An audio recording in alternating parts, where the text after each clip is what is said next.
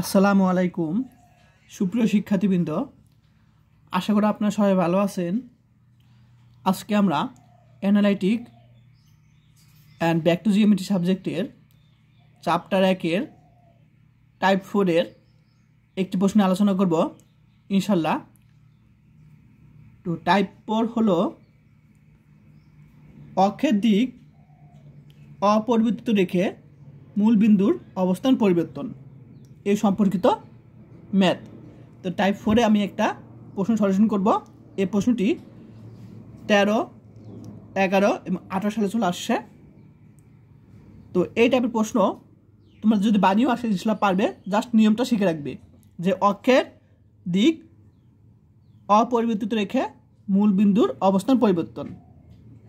তো এই প্রশ্নটা সলিউশন করার আগে আমাদের বেসিক কিছু বিষয় জানতে হবে, যেগুলো ছাড়া তোমরা অঙ্ক করতে পারবে না।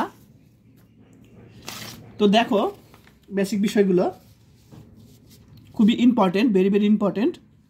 1 নম্বর হলো অক্ষের দিক অপরিবর্তিত রেখে মূল বিন্দুকে আলফা বিটা বিন্দুতে, দেখো এখানে এই যে এখানে আলফা বিটা হলো তোমার এই যে এটা 1 - 1 বিন্দুতে স্থানান্তর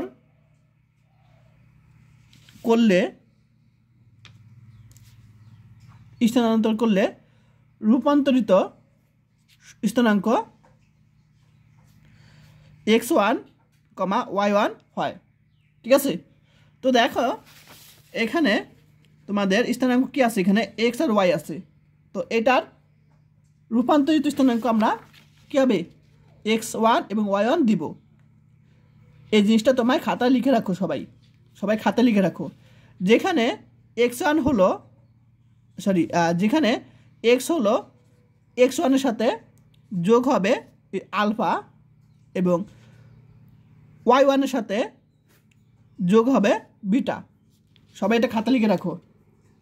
লক্ষ্যের দিক অপরিবর্তিত রেখে মূল বিন্দুকে যদি আলফা বিটা বিন্দুতে স্থানান্তর করা হয় তখন পরিবর্তিত স্থানাঙ্ক হবে x1 y1, যেখানে x আর y এই দুইটার সাথে এই যে x1 এর সাথে আলফা যোগ y1 এর সাথে বিটা যোগ।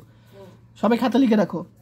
আমি এই টাইপ 4-এর যে সূত্র অর্থাৎ যে নিয়ম সেটা আলোচনা করলাম। এখন আমি অঙ্কে চলে যাব। এটা আমি এখন খাতার মাধ্যমে করাবো।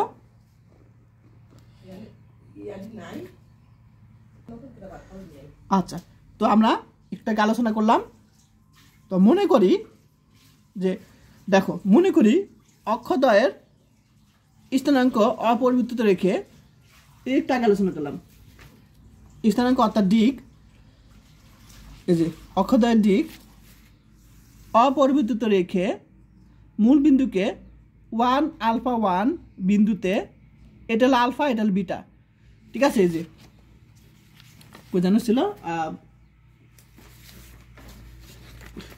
এই যে এখানে আলফা বিটা অর্থাৎ 1 এবং -1 বিন্দুতে স্থানান্তর করলে কী হবে, স্থানান্তর করলে বা করায় পরিবর্তিত বা রূপান্তরিত স্থানাঙ্ক কী হবে x1 y1। এই যে জাস্ট এটা লিখে দিব x1 y1। তাহলে আমরা কি জানি যে যেখানে x হলো তোমার x1 এর সাথে আলফা যোগ y হলো y1 এর সাথে আলফা বিটা যোগ। তাহলে এখানে আলফা হলো 1, বিটা হলো -1। তাহলে আমাদের এই সূত্র অনুসারে আমরা লিখতে পারি x হলো এটার সাথে এটা যোগ এবং y হলো এটার সাথে এটা যোগ, অর্থাৎ y1 এর সাথে বিটা যোগ। তাহলে আমরা x আর y এর মান পেয়ে গেছি। এখন আমরা এই x আর y এর মানটা এই যে সমীকরণ আমরা পেয়েছিলাম, মনে আছে যে এখানে সমীকরণ এই যে দেওয়া আছে, প্রশ্ন দেওয়া আছে, দেখো এই সমীকরণে x আর y এর মান বসিয়ে দিব জাস্ট। তাহলে আমরা এখানে x আর y এর মান বসিয়ে দিলাম। তো এই প্লাস বি হোল স্কয়ার বর্গ সূত্র সবাই জানো, জাস্ট বর্গের সূত্র ইউজ করলাম আর বি এর সাথে এটা গুণ করলাম বির সাথে এটা গুণ করলাম, এখন এর সাথে এটা গুণ করলাম প্লাস এর সাথে এটা গুণ করলাম, এর সাথে এটা গুণ করলাম, জাস্ট সিম্পল। এখন আমি একটু সাজাবো, তোমরা চাইলে সাজাতে নাও পারো, আমি একটু সাজালাম, ঠিক আছে। তাহলে a x one whole square plus 2a x1, এটা আমি সামনে আনলাম, এটা পরে আনলাম, এগুলো পরে আনলাম, অর্থাৎ এ বি সি এগুলো আমি একসাথে আনলাম, আর এক্স ওয়াই যুক্ত অংশগুলো একসাথে আনলাম, সাজালাম, আর কিছু না। এটাকে আর কিছু করা যায় না। তারপর আমাদের স্টেপ হলো, আমরা যে এখানে x1 yn ধরেছিলাম রূপান্তর স্থানাঙ্ক, সেটা পরিবর্তে আমরা x1 এর পরিবর্তে x, y1 এর পরিবর্তে y দ্বারা প্রতিস্থাপন করব। তাহলে আমরা x1 এর পরিবর্তে x বসে দিলাম, y1 এর পরিবর্তে আমরা y বসিয়ে দিলাম, পিআই তাহলে কি রূপান্তরিত সমীকরণ। আশা করি সবাই বুঝতে পারছো।